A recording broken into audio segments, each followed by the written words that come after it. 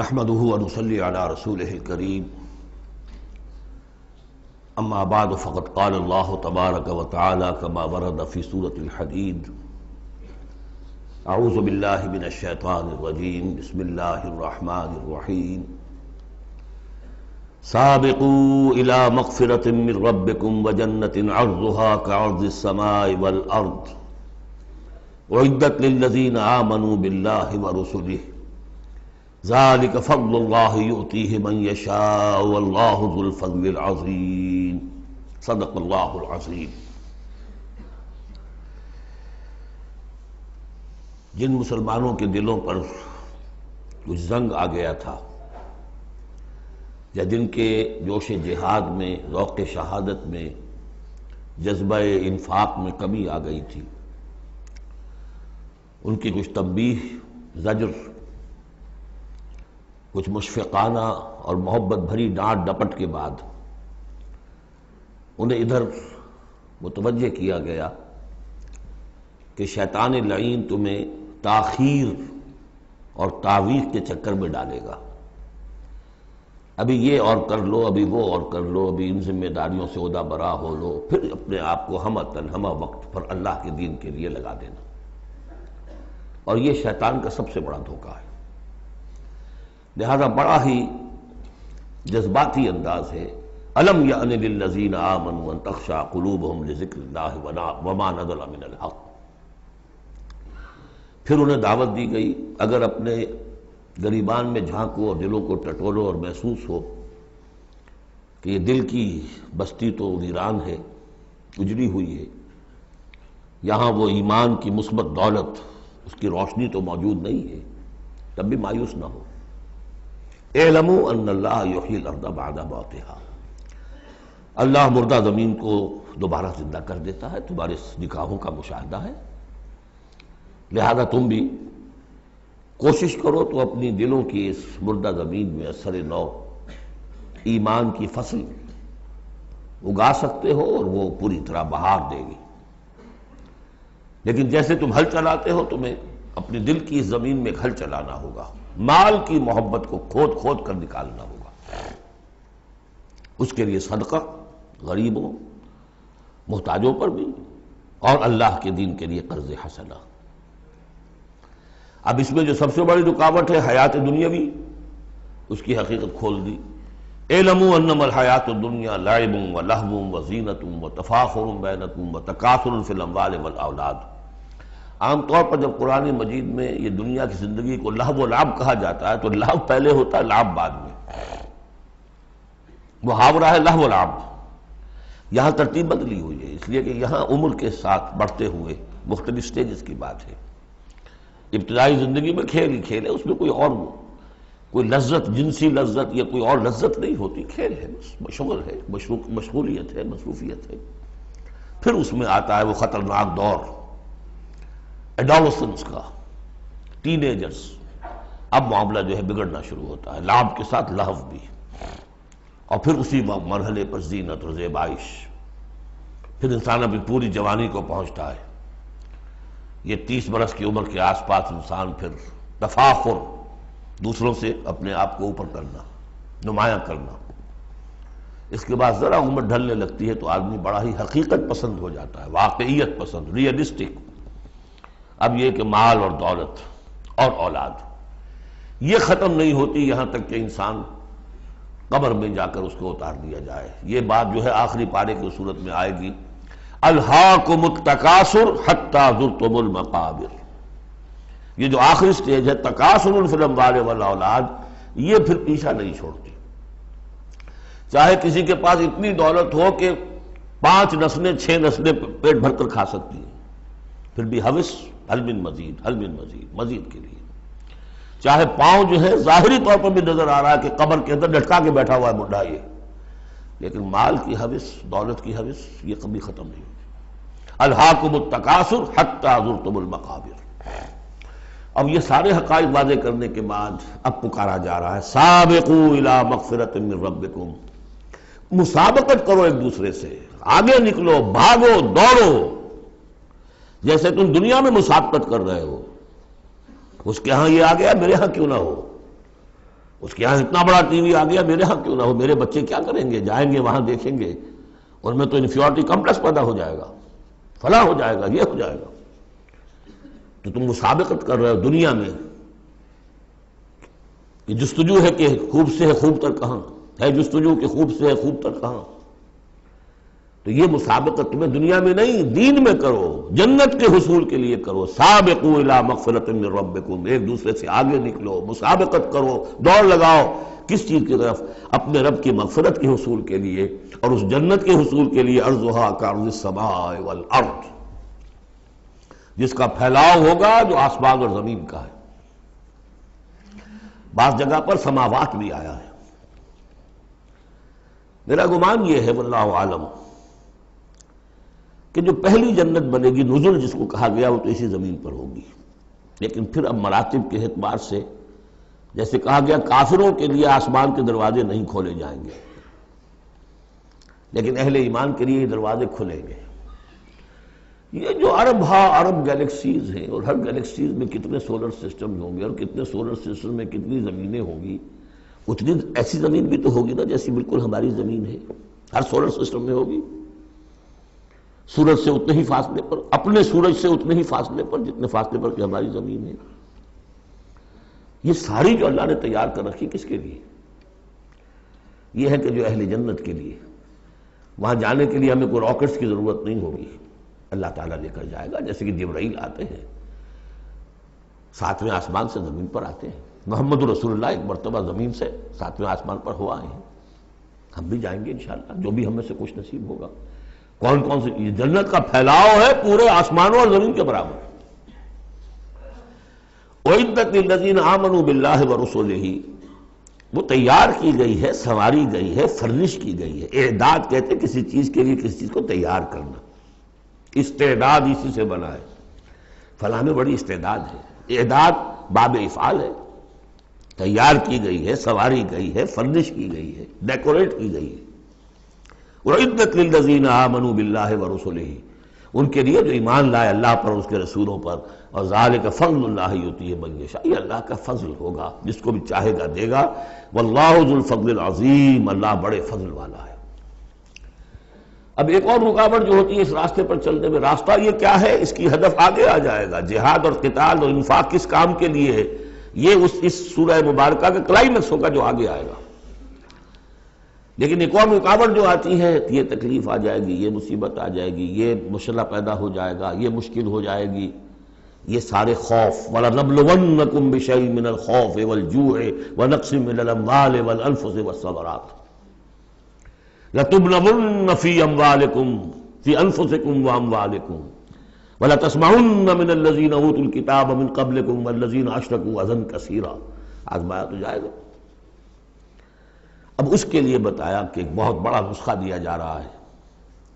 ما اصاب من مصیبت فی الارض ولا فی انفسکم، نہیں پڑتی کوئی پڑنے والی، کوئی تکلیف، کوئی مصیبت، کوئی آزمائش، کوئی رنج دہ چیز، تکلیف دہ ہے، مگر الا فی کتاب من قبل، چاہے وہ مصیبت تمہاری زمین، تمہاری اپنی جان پر ہو یا پوری زمین پر ہو۔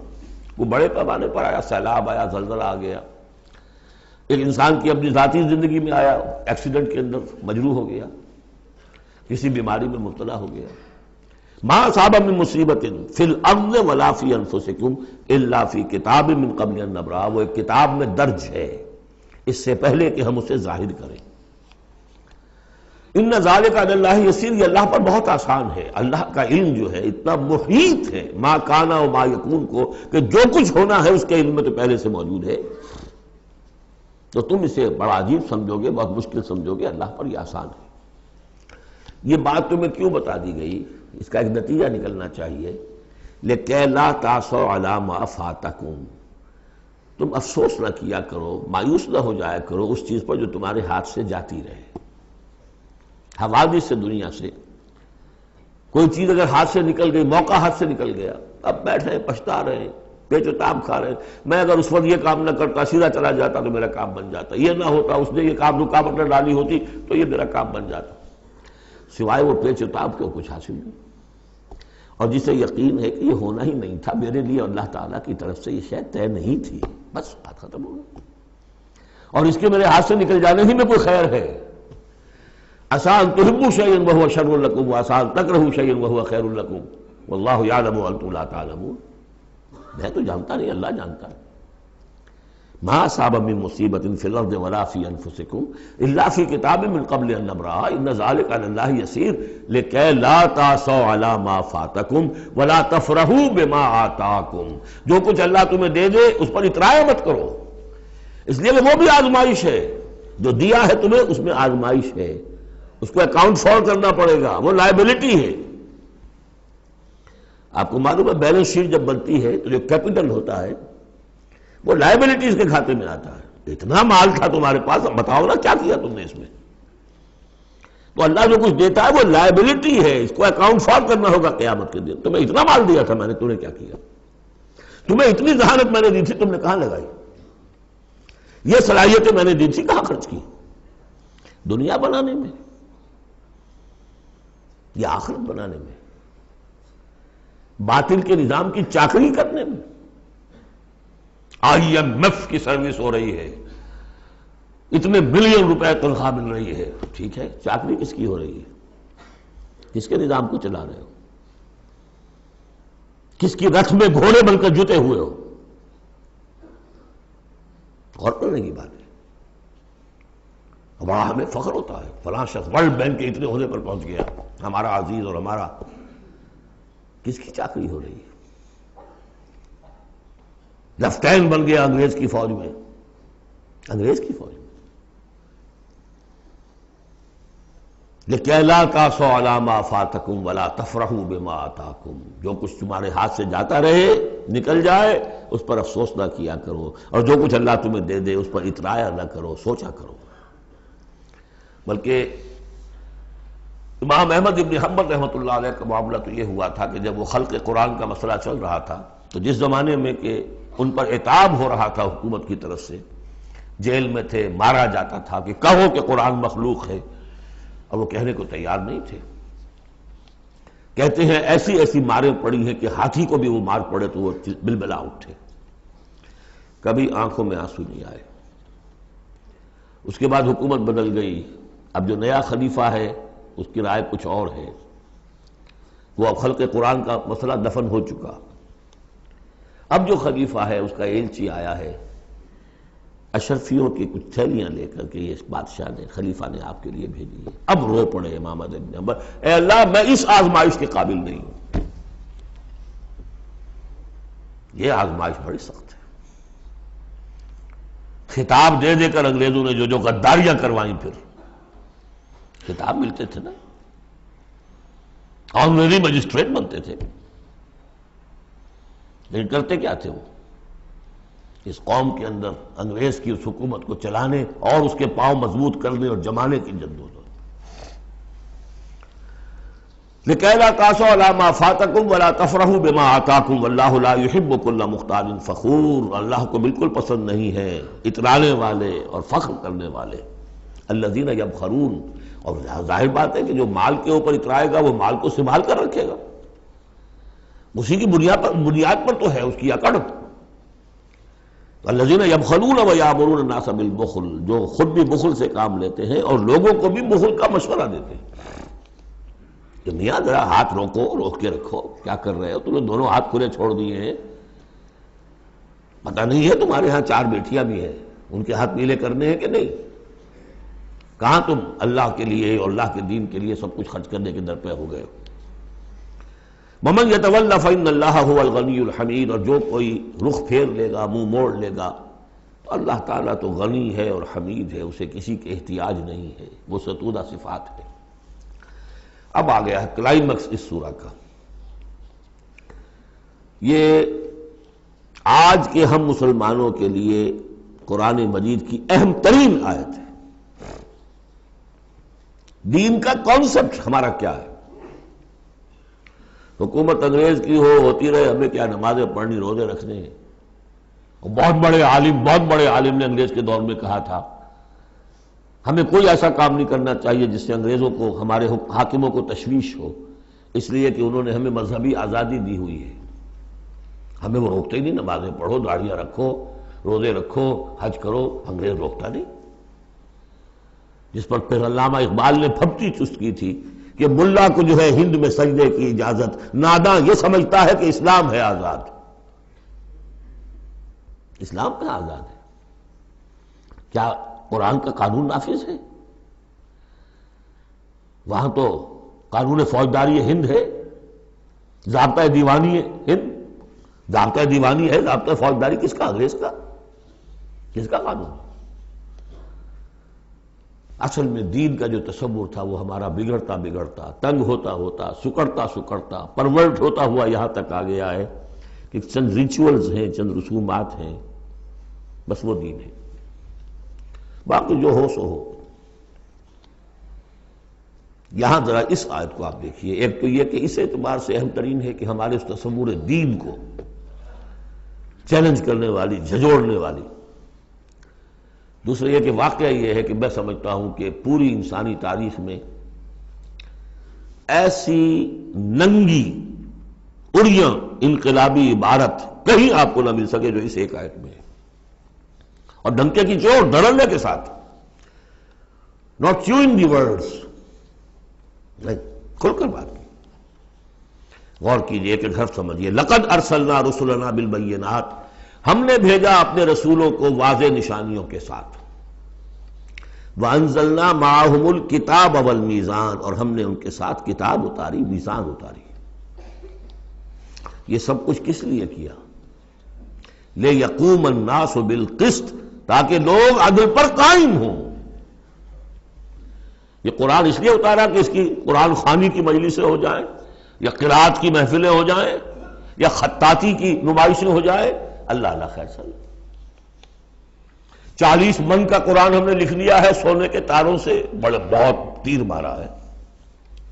قرآن اس لیے نازل ہوا تھا، نظام کسی اور کا، قانون پہ راضی اوروں کے۔ مولانا ماہر القادری صاحب کا جو یہ شعر تھا، یہ مجھ سے عقیدت کے دعوے، قانون پہ راضی اوروں کے، یوں بھی مجھے رسوا کرتے ہیں ویسے بھی رلایا جاتا ہوں۔ تو قرآن اس لیے تو نہیں آیا، قرآن تو آیا جو نظام لے کر آیا اسے قائم کرو، جو میزان لے کر آیا اسے نصب کرو، جو شریعت لے کر آیا اسے نافذ کرو۔ اگر یہ نہیں تو بابا پھر سب کہانیاں، عمرے کرتے رہو ہر سال، باقی سارا دھندا سودی کاروبار، دین دین جو ہے، بلڈنگیں بناؤ، عیش کرو، ہاں عمرہ کراؤ۔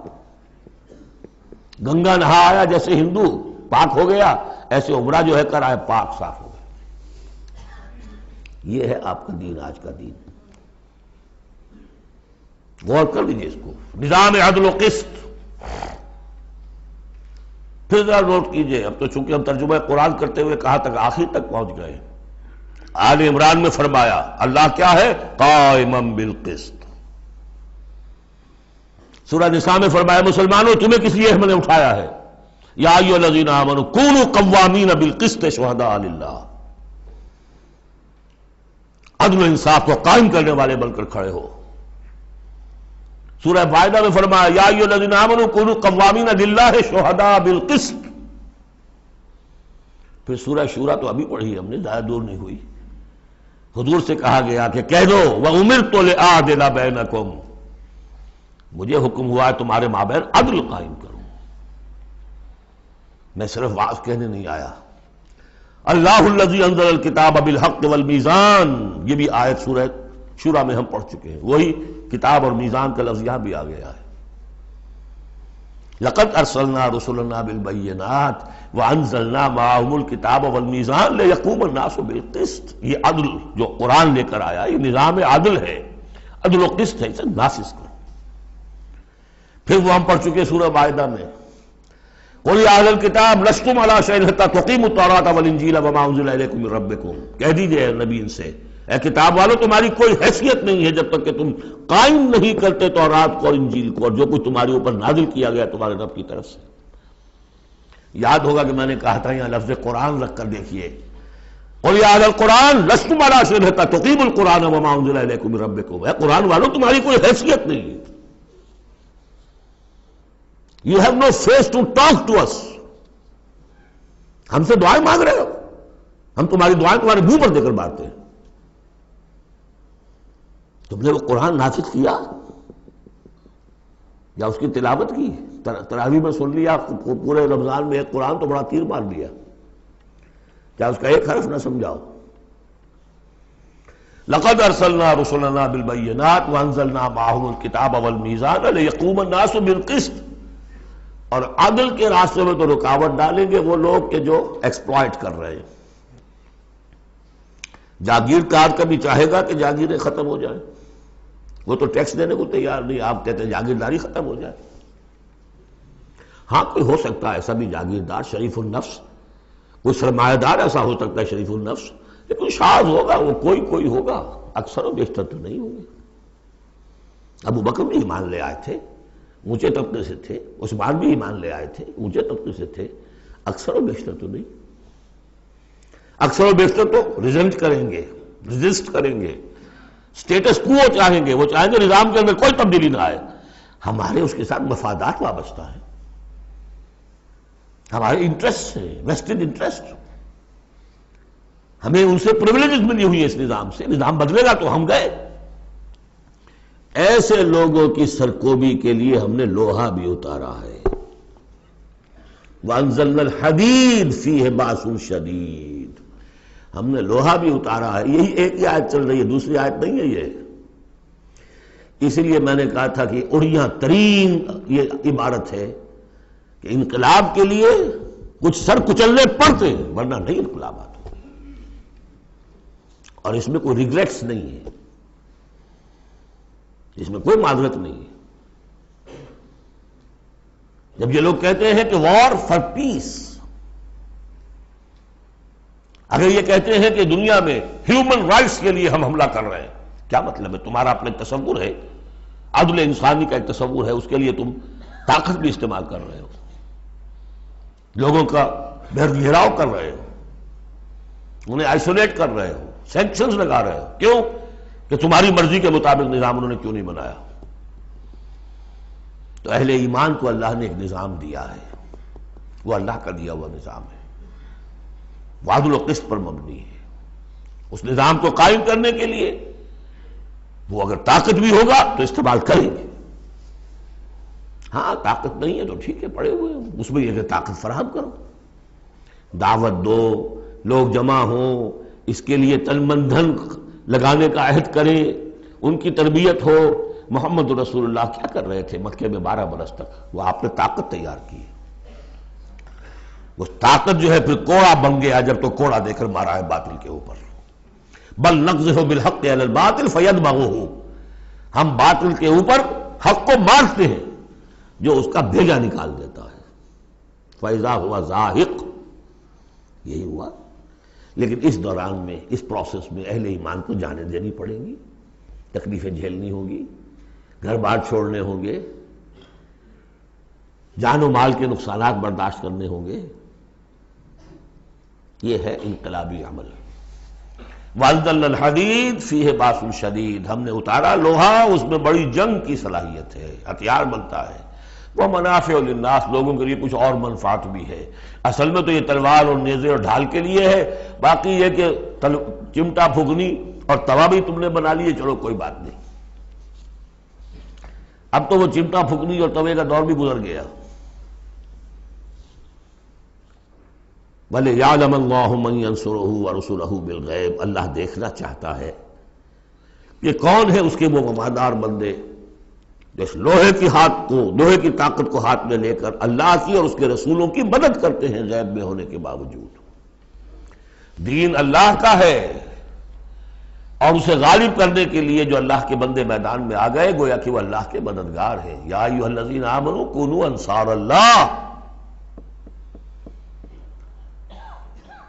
اگرچہ دین نافذ کرنا اور قائم کرنا فرض منصبی محمد رسول اللہ کا ہے. هو الذی ارسل رسولہ بالہدی ودین الحق لیظہرہ علی الدین کلہ، جو ان کے انصار بن گئے، مددگار بن گئے، وہ اللہ کے مددگار، رسول کے مددگار.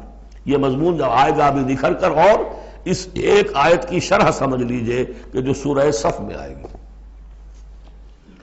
اس لیے کہ یہ جو آیا ہے وہ یہ جمع کا صیغہ ہے، لقد ارسلنا رسلنا بالبینات، رسولوں کو بھیجا، اور تین چیزیں دے کر بھیجا، بینات، کتاب اور میزان۔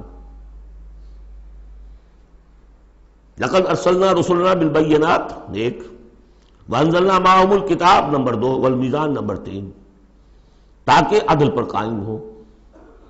حضور کے بارے میں اب آیت آئی، هو الذی ارسل رسولہ بالہدی ودین الحق، دو چیزیں دے کر بھیجا، تیسری نہیں۔ کیا مطلب؟ بینات اور الہدا ایک ہو گئے ہیں، کتاب اور معجزہ ایک ہو گئے، یہ قرآن ہی معجزہ ہے محمد رسول اللہ صلی اللہ علیہ وسلم کا۔ ریڈیوس ہو کر تین چیزیں محمد کے معاملے میں صلی اللہ علیہ وسلم دو رہ گئی ہیں۔ الہدا، اسی میں قانون ہے، کتاب ہے، اور یہی معجزہ ہے، محمد رسول اللہ کا معجزہ یہ ہے۔ ہاں، میزان مکمل ہو کر دین حق کی شکل اختیار کر چکی ہے، میزان عدل و قسط، اب دین حق۔ هو الذی ارسل رسولہ بالہدی ودین الحق لیظہرہ علی الدین کلہ ولو کرہ المشرکون۔ یہ سورہ صف کی مرکزی آیت ہے جو آگے آ جائے گی۔ لقد ارسلنا رسلنا بالبینات وانزلنا معهم الکتاب والمیزان لیقوم الناس بالقسط وانزلنا الحدید فیہ بأس شدید ومنافع للناس ولیعلم اللہ من ینصرہ ورسلہ بالغیب ان اللہ قوی عزیز۔ یہ سورہ مبارکہ جو ہے ایک اعتبار سے مضمون تدریجاً ترقی کرتا ہوا کلائمیکس پر پہنچ گیا ہے، آیت نمبر 25 پر جو ہم نے پڑھ لی۔ اب ایک سمجھیے ضمیمہ ہے اس میں، کبھی میں پہلے اینٹی کلائمیکس کا لفظ استعمال کرتا رہا، وہ مناسب نہیں ہے، ضمیمہ ہے۔ ضمیمہ کیا ہے؟ شیطان نے ایک اور چال چلی، جن لوگوں کے دلوں میں اللہ کی، رسول کی محبت بہت ہو گئی، آخرت کی طلب بھی ہو گئی، اور حقیقی ایمان اور صحیح جذبات، اس کا رخ موڑ دیا رہبانیت کی طرف۔ جاؤ خوب نفلیں پڑھو، خوب تپسیاں کرو، خوب عبادتیں کرو، دنیا کو چھوڑو، تاکہ دنیا میں ننگا ناچ ناچوں، اور جو اللہ کے ماننے والے وہ جا کر گپھاؤں میں اور پہاڑوں کی چوٹیوں پر اور غاروں میں جا کر تپسیاں کریں۔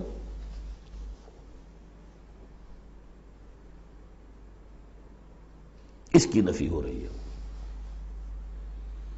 یہ راستہ نہیں ہے دین کا، اور یہ خاص طور پر ویسے یہ کہ ہندوستان میں کیوں آیا یہ مسئلہ اور کسی اور جگہ کیوں آیا، لیکن یہ کہ موناسٹسزم جو ہے، یہ خانقاہی نظام جو ہے، کرسچینٹی میں ٹاپ پر پہنچا ہے، اس میں کوئی شک نہیں۔ ہسٹری آف کرسچین موناسٹسزم، یہ پوری پوری کتابیں ذخیر لکھی ہوئی، اس کی ایک مثال دے رہے ہیں کہ یہ غلطی ہوئی ہے۔ مسلمان میں ایمان باللہ، ایمان بالآخرہ پیدا ہو تو وہ دنیا کے مجدھار میں رہ کر نظام کو صحیح کرے، نظام کو ٹھیک کرتے ہوئے بھوک بھی آئے گی برداشت کرے۔ مجرد روزے رکھ کے جو کچھ کرنا ہے تمہیں، وہ تم جہاد میں بھوک جھیلو، وہ پروڈکٹیو ہوگی، اس سے باطل اور ناانصافی کا خاتمہ ہوگا۔ اور تم کہیں خانقاہوں کے اندر روزے رکھ رہے ہوگے، اس سے دنیا کو کوئی فائدہ نہیں ہوگا۔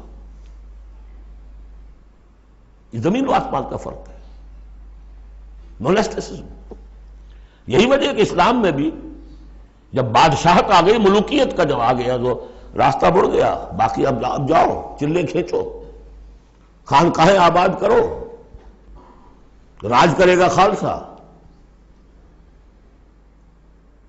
سلاطین ہوں گے، امراء ہوں گے، راج وہ کریں گے۔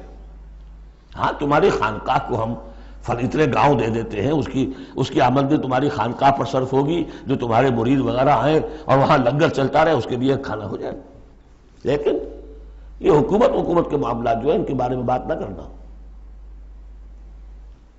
یہ ہے وہ راستہ، ٹیڑھا راستہ، جو معروف، جو ہم جانتے ہیں، جن کو رسولوں کا معاملہ، تو ان میں حضرت عیسیٰ کے پیروکاروں کے اندر یہ غلطی پیدا ہوئی۔ اب اس کی مثال دی جا رہی ہے کہ مسلمانوں، دنیا سے بے رغبتی، دنیا کو چھوڑ کر آخرت کو اختیار کرنا، یہ تو ہے دین کا جوہر، لیکن اس کا یہ مطلب نہیں کہ ترک دنیا ہو جائے، رہبانیت ہو جائے، تم تمدن کو اور تہذیب کو چھوڑ کر تم کہیں جنگلوں میں نکل جاؤ بند باس لے لو، تم وہاں پر جا کر جو ہے وہ خانقاہیں بنا لو، یہ نہیں. دنیا کی مجدھار میں رہو اور جہاد فی سبیل اللہ کے ذریعے سے حق کا بول بالا کرو، ناانصافی کا خاتمہ کرو، عدل کو قائم کرو، جس کا جو حق ہے اس کو ملنا چاہیے. جیسا کہ حضرت ابوبکر نے فرمایا تھا جو پہلی بیعت ہوئی ہے، بیعت خلافت، کہ لوگوں تم میں سے جو ضعیف ہے وہ میرے نزدیک قوی ہوگا جب تک کہ اسے اس کا حق دلوا نہ دوں، اور جو قوی ہے وہ میرے نزدیک کمزور ہوگا، ضعیف ہوگا جب تک کہ اس سے حق وصول نہ کر لوں. یہی بات کہی تھی حضرت سعد بن ابی وقاص نے رضی اللہ تعالی عنہ ایرانیوں سے، جب انہوں نے کہا آپ لوگ کیوں ہم پر چڑھائے؟ فرمایا انا قد ارسلنا، ہم بھیجے گئے ہیں، اللہ نے بھیجا محمد کو، محمد نے بھیجا ہمیں. مشن کیا ہے؟ لنخرج الناس من ظلمات الجہالت الی نور الایمان، کہ لوگوں کو نکالے ہم جہالت اور جاہلیت کی تاریکیوں سے ایمان کی روشنی کی طرف.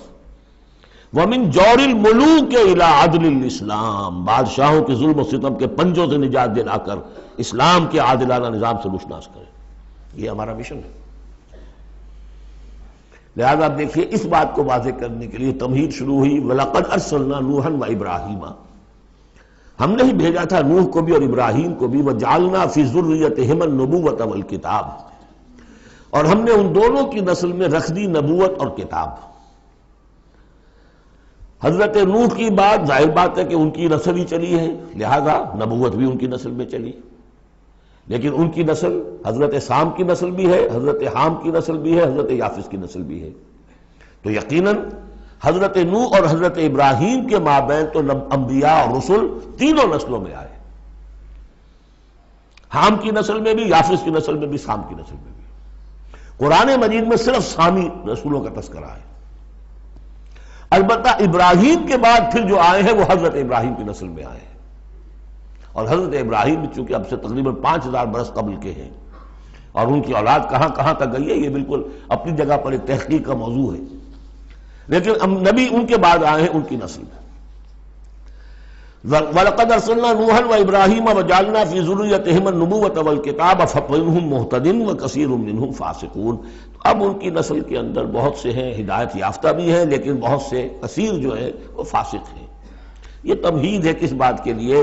ثُمَّ قَفَّيْنَا عَلَىٰ آثَارِهِمْ بِرُسُلِنَا وَقَفَّيْنَا بِعِیسَىٰ ابْنِ مَرْیَم. پھر ہم نے بھیجے ان کے پیچھے ان کے نقش قدم پر، آثارہم برسلنا، اپنے بہت سے رسول. وقفینا بعیسیٰ ابن مریم، اور پھر ہم نے بھیجا عیسیٰ ابن مریم کو. عیسیٰ ابن مریم کے تذکرے کے لیے یہ ساری تمہید ہے. وجعلنا فی ذریتہم وآتیناہ الانجیل، اور اسے ہم نے انجیل عطا فرمائی حضرت عیسیٰ ابن مریم کو. وجعلنا فی قلوب الذین اتبعوہ رأفۃ ورحمہ، اور ہم نے رکھ دیا، پیدا کر دیا ان لوگوں کے دل میں جنہوں نے اس کی پیروی کی بڑی نرمی اور رحمت. رافت اور رحمت، رافت کہتے ہیں اس کو کہ کسی کو تکلیف میں دیکھ کر آپ تڑپ اٹھیں، یہ رافت ہے. اور رحمت یہ ہے کہ آپ اب اس کے لیے، اس تکلیف کے ازالے کے لیے کوئی کوشش کریں. گویا کہ یہ ایک، جیسے کہ ہمارے ہاں وہ ریفلیکس ایکشن کا ایک سرکل ہے. ادھر کسی چیونٹی نے کاٹا، اس کا سارا تصور جو ہے یہاں پہنچ گیا دماغ میں، کسی چیز نے کاٹا، فوراً وہاں سے حکم آیا اور جو مسلز ہیں ان کو حکم ہوا اور ہاتھ جو ہم نے کھینچ لیا. انسٹنٹینیسلی یہ شے ہوتی ہے. اسی طریقے سے کسی کو دیکھا تکلیف میں اور خنجر چلے کسی پہ، تڑپتے ہیں ہم امیر، سارے جہاں کا درد ہمارے جگر میں ہے. اگر یہ شکل پیدا ہو جائے تو پھر آدمی اس کے نتیجے میں پھر جو بھی کچھ کر سکتا ہے کرتا ہے اس کے لیے. تو رافت اور رحمت یہ گویا کہ کمپلیمنٹری ہے. اللہ تعالیٰ فرما رہے کہ حضرت عیسیٰ کے جاننے والوں ماننے والوں کے دلوں میں یہ بات تو ہم نے پیدا کی ہے. خود تسلیم کر رہے ہیں وَجَعَلْنَا فِي قُلُوبِ الَّذِينَ اتَّبَعُوهُ رَأْفَةً وَرَحْمَةً. اس کی وجہ کیا ہے؟ حضرت عیسیٰ خود بہت رقیق القلب تھے، بہت نیک تھے. اس درجے ان کے اندر تھی کہ ایک چور کو دیکھا اپنی آنکھوں سے کہ چوری کر رہا ہے، اسے کہا کیا کر رہا ہے؟ چوری کر رہا ہے. اس نے کہا نہیں میں چوری تو نہیں کر رہا. اچھا بھائی میری آنکھ نے غلط دیکھا. حضرت عیسیٰ کی اپنا مزاج ہے، ہر ایک کا اپنا مزاج ہے. لہذا وہی مزاج ان کے جو حواریین تھا ان کے اندر پیدا ہوا ہے، رافت، رحمت، رقت قلب، شفقت۔ لیکن یہ چیز اب شیطان نے اس کو موڑ دیا رہبانیت کی طرف۔ وَرَهْبَانِيَّةً ابْتَدَعُوهَا، رہبانیت کی بدعت انہوں نے ایجاد کی۔ ایک شے تو ہم نے رکھی ان کے دل میں، رافت اور رحمت ہم نے رکھ دی۔ تو رافت اور رحمت تو بری شے نہیں ہے، خود حضور کے لیے لفظ سورہ توبہ کی آخری آیت میں آ چکا ہے، بالناس رؤوف الرحیم، بالمومنین رؤوف الرحیم، اہل ایمان کے حق میں آپ رؤوف بھی ہیں، رحیم بھی ہیں۔ رافت اور رحمت، رافت اور رحمت بری شے تو نہیں، لیکن اس کا جو رخ موڑا ہے شیطان نے، اس کو کہا بدعت۔ وَرَهْبَانِيَّةً ابْتَدَعُوهَا، رہبانیت کی بدعت انہوں نے ایجاد کر لی۔ مَا كَتَبْنَاهَا عَلَيْهِمْ، ہم نے تو وہ ان پر فرض نہیں کی تھی۔ إِلَّا ابْتِغَاءَ رِضْوَانِ اللَّهِ، ہم نے تو جو چاہت فرض کی تھی وہ یہی تھی کہ اللہ کی رضا تلاش کرو۔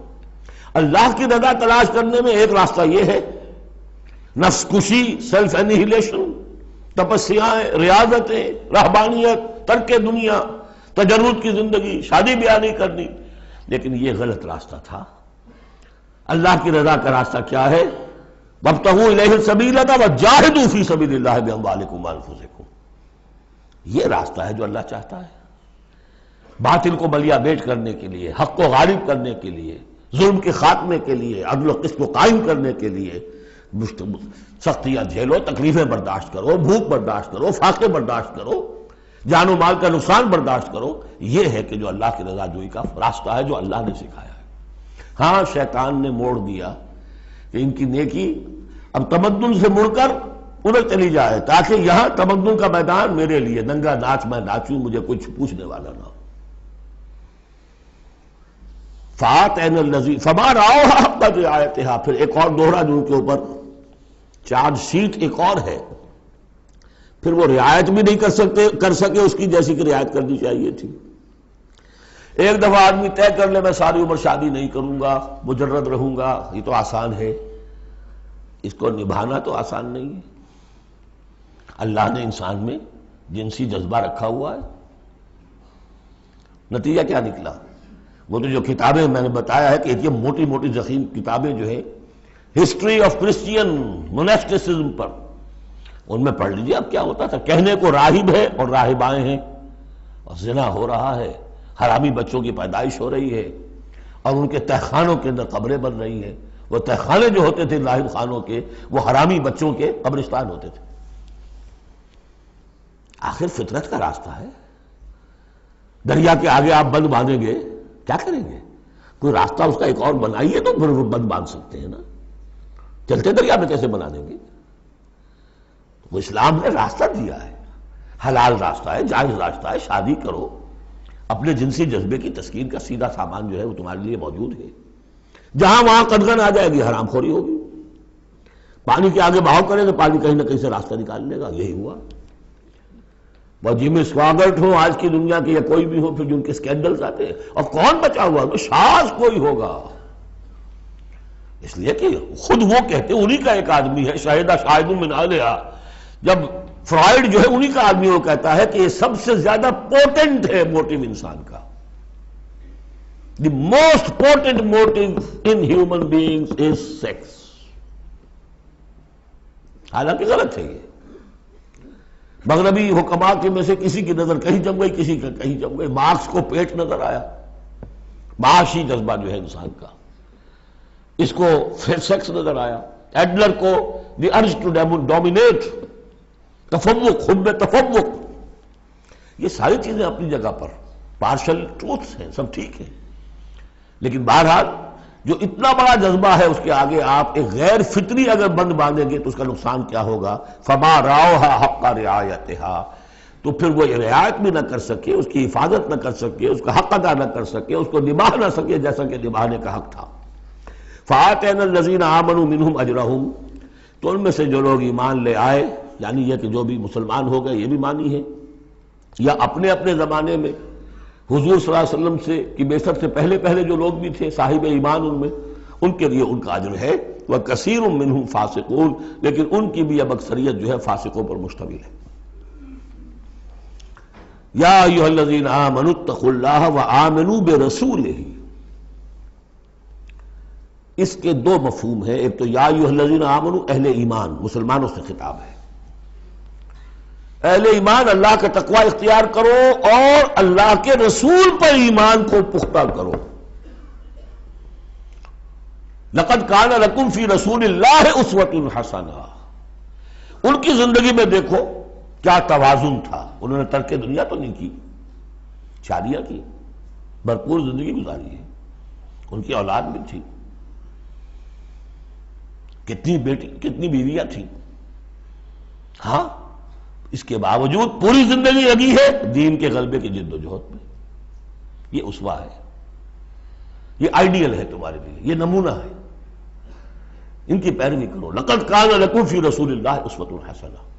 اور اس اسوے میں واقعہ یہ ہے کہ یہ بھی دیکھنے کی ضرورت ہے. ایک تو یہ کہ آپ حضور کی زندگی میں گنتے چلے جائیں، یہ چیز بھی تھی، یہ چیز بھی تھی، یہ چیز بھی تھی، یہ چیز بھی تھی، یہ چیز گن لی، آپ نے فہرست بنا لی. آپ نے وہ ساری چیزیں جو ہے اپنے اندر پیدا کرنے کی کوشش کی، فیصلہ کر لیا کریں گے. لیکن اگر یہ حماقت آپ نے کر دی کہ دیکھا نہیں کہ ان مختلف چیزوں کے مابین ریشیو پروپورشن کتنا تھا. اصل شہر ریشیو پروپورشن، ایک چیز کتنی تھی، دوسری کتنی تھی، تیسری کتنی تھی.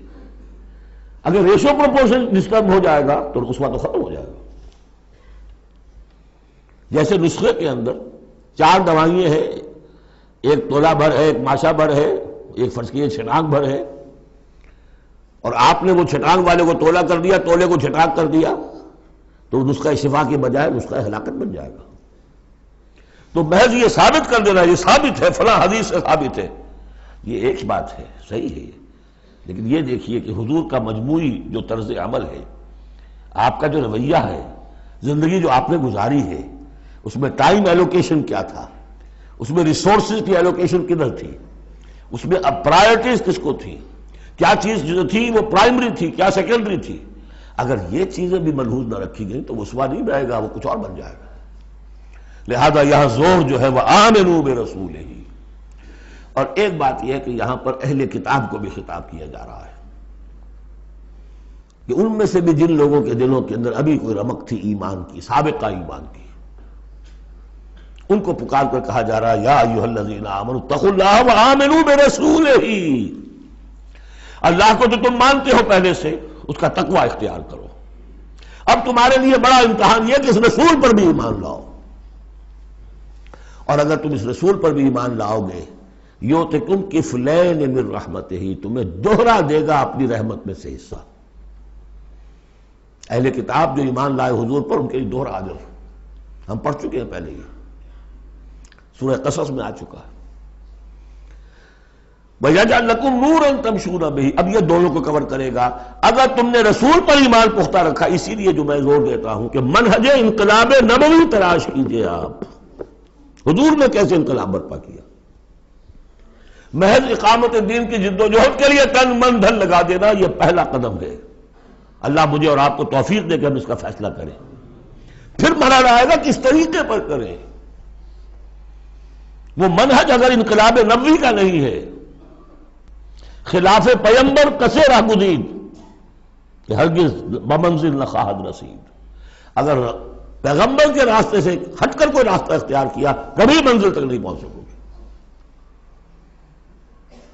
لہذا آمنوا برسولہ، جتنا یقین ہوگا کہ جائی جاست. آپ کو معلوم ہے جہاں ذرا گمان ہوتا ہے کہ یہاں تیل ہے، کروڑ ہاں ارب ہاں روپیہ جو ہے وہ وہاں پہ ڈرلنگ کے اندر، تلاش کے اندر لگا دیتے کہ نہیں. یقین ہو کہ جائی جاست. اصل شے ہے سیرت محمدی صلی اللہ علیہ وسلم، اصل شے ہے طریق محمدی صلی اللہ علیہ وسلم، منہج و منہاج محمدی صلی اللہ علیہ وسلم. وَلِكُلٍّ جَعَلْنَا مِنْكُمْ شِرْعَةً وَمِنْهَاجًا. ہم نے تم میں سے سب کے لیے علیحدہ علیحدہ شریعتیں، علیحدہ علیحدہ منہاج بنائے ہیں. منہاج محمدی کیا ہے؟ اس کو تلاش کرو اور اس کو اختیار کرو. یا ایھا الذین آمنوا اتقوا اللہ وآمنوا برسولہ یؤتکم کفلین من رحمتہ ویجعل لکم نورا تمشون بہ ویغفر لکم واللہ غفور رحیم. اور بخش دے گا. پھر اس راستے پر آدمی چل پڑے، رخ سیدھا کر لے بحیثیت مجموعی زندگی صحیح رخ پر آ گئی تو خطا تو ہو جائے گی کبھی نہ کبھی، کہیں پاؤں پھسل جاتا ہے آدمی کا، اٹھتا ہے توبہ کرتا ہے۔ انما التوبۃ علی اللہ للذین آمنوا للذین یعملون السوء بجہالۃ ثم یتوبون من قریب واللہ غفور الرحیم، اللہ جو ہے وہ غفور الرحیم ہے۔ تو میں نے جو اس آیت کا مفہوم بیان کیا آپ کے سامنے کہ اس میں خطاب کا رخ جو ہے اہل کتاب کی طرف بھی ہے، اس سے اگلی آیت جو ہے بہت کھل جاتی ہے۔ لئلا یعلم اہل الکتاب الا یقدرون علی شیء من فضل اللہ، جن کے سامنے یہ پہلو نہیں آیا اس آیت میں، انہیں یہاں کہنا پڑا کہ یہاں لئلا میں لا زائد ہے، مراد لکے لا یعلم۔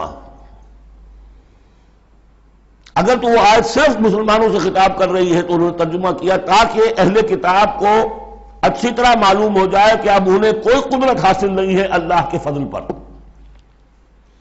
کوئی حصہ حاصل نہیں کر سکتے اللہ کے فضل میں سے۔ میں نے جو دوسرا رخ بیان کیا ہے اس سے سمجھیے تاکہ نہ سمجھے اہل کتاب کہ اب ان کے لیے اللہ کے فضل کے حصول کا کوئی راستہ نہیں رہا، راستہ ہے، اب بھی ہے، کھلا ہے، آؤ محمد کے قدموں میں آؤ، آؤ قرآن کی طرف آؤ۔ جیسے سورہ بنی اسرائیل میں ہم نے کہا تھا، ہم نے پڑھا تھا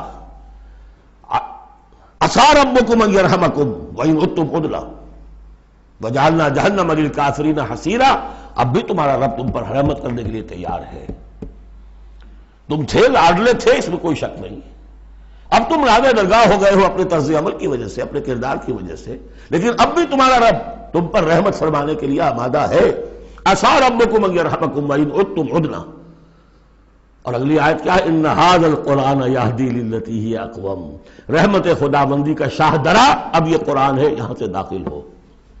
یہاں بھی وہی فرمایا جا رہا ہے اب بھی فضل کا راستہ کھلا ہے تمہارے لیے، اللہ کا فضل جو ہے ابھی کھلا ہے، آؤ لئلا یعلم اہل الکتاب، تاکہ نہ یہ سمجھیں اہل کتاب اللہ یقدرون علی شیء من فضل اللہ کہ اب تو فضل اللہ کے فضل میں سے ان کے لیے کچھ بھی حاصل کرنا ممکن نہیں۔ وَأَنَّ الْفَضْلَ بِيَدِ اللَّهِ يُؤْتِيهِ مَن يَشَاءُ، فضل اللہ کے ہاتھ میں ہے، وہ جس کو چاہتا ہے دیتا ہے۔ وَاللَّهُ ذُو الْفَضْلِ الْعَظِيمِ، اور اللہ بہت بڑے فضل والا ہے۔ سورۃ المجادلہ، یہاں پہ ایک نوٹ کر لیجئے کہ ان میں مسبحات کی ترتیب اس طرح ہے، ایک مسبحات میں سے ام المسبحات سورہ حدید، پھر ایک ہے بغیر مسبح تسبیح کے، پھر ایک صورت آئے گی پھر مسبحات میں سے سورہ حشر، پھر ممتحنہ آ جائے گی بغیر تسبیح کے، پھر ان 10 صورتوں کے اندر جو اہم ترین جوڑا ہے مرکز ان کا وہ سورہ صف اور سورہ جمعہ دونوں مسبحات سے شروع ہوں گی، پھر ایک خالی پھر مسبحات میں سے تغابن، پھر دونوں ایک جوڑا ہے کہ جو بغیر مسبحات کے ہیں، سورہ طلاق اور سورہ تحریم۔ مرکز کیا ہے ان کا 10 میں سے؟ 4 ادھر 4 ادھر، درمیان میں سورہ صف سورہ جمعہ۔ یہ سورہ مبارکہ جو ہے، اب اس کا اصل مضمون کیا ہے وہ پہلے سمجھ لیجئے پھر ہم شروع کرتے ہیں۔ اس میں شروع میں تو ایک ضمنی طور پر سمجھیے معاشرتی معاملات میں سے، آئلی قوانین میں سے خاص بات ہے جس کے لیے یہاں 5 آیتیں غالباً آئی ہیں، 5 ہیں یہ 4 ہیں، 4 آیتیں۔ اس کے بعد جو سورہ حدید کا مرکزی مضمون تھا اللہ کا دیا ہوا نظام عدل و قسط قائم کرنا، اب ظاہر بات ہے کہ اس کی جد و جہد کے لیے ایک حزب اللہ درکار ہے۔ ایک آدمی تو یہ کام نہیں کر سکتا، ایک آدمی کر سکتا تو حضرت موسیٰ علیہ السلام پر وہ حسرت کیوں طاری ہوتی ہے جب پوری قوم نے جواب دے دیا تھا فَاذْهَبْ أَنْتَ وَرَبُّكَ فَقَاتِلَا إِنَّا هَاهُنَا قَاعِدُونَ۔ ایک نہیں 4 تھے، وہ حضرت موسیٰ بھی تھے، حضرت ہارون بھی تھے۔ رب انی لا املک الا نفسی واخی فافرق بیننا وبین القوم الفاسقین، یاد ہے یا نہیں؟ پھر 2 اور تھے، پھر ان کے یوشع ابن نون بھی تھے اور کالب بن یفنہ بھی تھے، 4 تھے، لیکن 4 سے تو نہیں ہوتا، جماعت چاہیے نظام کو بدلنے کے لیے، باطل کو کہ جڑ کو اکھیڑنے کے لیے۔ وہ جماعت جو ہے حزب اللہ کہلاتی ہے، لیکن ظاہر بات ہے شیطان بھی بیٹھا نہیں رہے گا، it is not going to take it lying down۔ ٹھیک ہے آپ کو واک اوور دے دے گا، جائیے جی آپ چلا اپنا دین حق قائم کر لیجئے، شیطان اور شیطان کا لاؤ لشکر، اس کے چیلے چانٹے، اس کے ایجنٹ، وہ ہے حزب الشیطان۔ اس سورہ مبارکہ میں اب حزب اللہ اور حزب الشیطان کا تقابل آئے گا، اور حزب اللہ کے کارکنوں کو کچھ ہدایات دی جا رہی ہیں کہ یہ شیطان تمہارے اندر بھی رکھنے پیدا کرنا چاہتا ہے، کس طریقے سے اس کو روکو۔ جیسے سورہ حجرات میں ہم نے دیکھا، تمسخر ایک دوسرے کا نہ کرو، ایک دوسرے کی غیبت نہ کرو، سوء ظن سے کام نہ لو، وہ یاد ہے، کسی کے نام چڑھانے والے نہ رکھ لو، وہ ساری ہدایات۔ کسی افواہ کے اوپر فوراً اقدام نہ کر لو، اگر کوئی فاسق کو خبر لے کر آئے تحقیق کرو پھر کوئی اقدام کرو۔ یہ ساری ہدایت کس لیے؟ آج دو مسلمان لڑ پڑے تو صلح کراؤ، تاکہ وہ حزب اللہ مضبوط رہے، مستحکم رہے۔ یہ نیکی کی قوت ہے، نیکی کی طاقت ہے، یہ طاقت مضبوط ہوگی تو نیکی کے لیے امکان ہوگا کہ اس کا غلبہ ہو، اور وہ قوت جو ہے نیکی کی حامل قوت، وہ اگر کمزور ہو گئی تو پھر جو باطل ہے وہ ڈنکا بجائے گا۔ یہ ہے اس سورہ مبارکہ کا مضمون۔ پہلے آگے ہے ایک معاملہ خاندانی آئلی قوانین میں۔ بسم اللہ الرحمن الرحیم، قد سمع اللہ قول التی تجادلک فی زوجہا۔ یہ زہار ایک کہلاتا ہے شریعت کی روح سے، اور عرب میں یہ رواج تھا۔ ایک تو طلاق ہوتی ہے، شوہر نے بیوی کو طلاق دی، اب طلاق کی مختلف قسمیں ہوں گی، وہاں ہم بھی پڑھ چکے ہیں کون کون سی قسمیں ہیں۔ طلاق رجعی ہے، طلاق بائن ہے، طلاق مغلظ ہے، وغیرہ وغیرہ۔ ایک اور ان کے ہاں اس کے پیرالل ایک چیز تھی، بالکل بہت غصے میں آیا شوہر کہ تم تو میرے لیے میری ماں کی طرح ہو، بس ختم، اب قیامت تک وہ اس کے لیے حلال نہیں ہو سکتی، وہ اس کے لیے حلالہ بھی کوئی نہیں۔ طلاق مغلظ کے لیے تو پھر بھی کوئی حلالہ ہے، اس کے لیے حلالہ بھی نہیں تھا۔ یا کہہ دیا ماں کی پیٹھ کی طرح ہو، ماں کے جسم کے کسی حصے سے تشبیہ دے دی، اب تو تم میرے لیے تو میری ماں کے فلاں چیز کی طرح ہو، گویا کہ اب میں تمہارے ساتھ کوئی تعلق نہیں رکھ سکتا، مستقل جدائی ہو گئی، اس کو زہار کہتے ہیں۔ یہ واقعہ پیش آ گیا، صحابہ میں سے ایک صاحب تھے اوس بن ثابت، انہوں نے اپنی بیوی خولہ بنت ثعلبہ کے ساتھ زہار کیا، بچے تھے چھوٹے چھوٹے، وہ آئی روتی پیٹتی حضور کے پاس کہ حضور یہ کر دیا اوس نے، میں کیا کروں گی، اب یہ میرے چھوٹے چھوٹے بچے ہیں، یہ رل جائیں گے۔ حضور نے کہا میرے پاس تو کوئی ابھی قرآن میں کوئی حکم نہیں آیا ہے، میں کیا بتاؤں تمہیں، جب تک کہ قرآن کی طرف سے وحی نہ آئے میں کچھ نہیں بتا سکتا۔ وہ چیخ رہی ہے، حضور سوچئے تو صحیح میں کروں کیا، کہاں جاؤں، ان بچوں کو لے کر کہاں جاؤں گے، یہ ہلاک ہو جائیں گے بچے۔ اور پھر کبھی کہے اللہ بھیج جلدی سے کوئی میرے لیے راستہ بھیج۔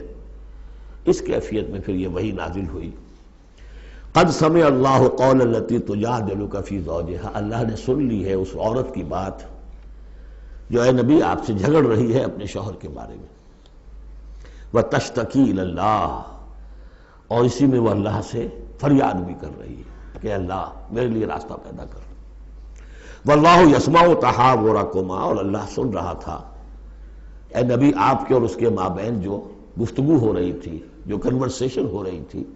واللہ یسمع تحاورکما ان اللہ سمیع بصیر، اللہ سمیع ہے، سب کچھ سننے والا، بصیر ہے، سب کچھ دیکھنے والا۔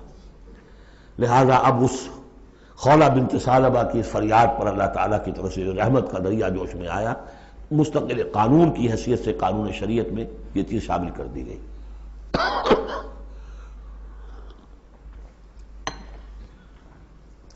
الذین یظاہرون منکم من نسائہم، اے مسلمانوں تم میں سے جو لوگ اپنی بیویوں کو اپنی ماں کہہ بیٹھے، ماں ہن امہاتہم، وہ ان کی مائیں تو نہیں بن جاتی کہہ دینے سے، جیسے کسی کو بیٹا کہنے سے بیٹا تو نہیں بن جائے گا، وہ منہ بولے بیٹے کی کوئی حیثیت نہیں، اسی طرح یہ ماں کہہ دینا اسے کوئی معنی نہیں۔ ان امہاتہم الا اللہ ولدنہم، ان کی مائیں تو وہی ہیں جنہوں نے انہیں جنا ہے۔ وَإِنَّهُمْ لَيَقُولُونَ مُنْكَرًا مِنَ الْقَوْلِ وَالزُّورَ، یقیناً جو بات کہہ رہے ہیں وہ جھوٹی ہے اور بہت ناپسندیدہ بات ہے۔ وَإِنَّ اللَّهَ لَعَفُوٌّ غَفُورٌ، اللہ تعالیٰ عفو ہے، معاف فرمانے والا ہے، اور غفور ہے، بخشنے والا ہے۔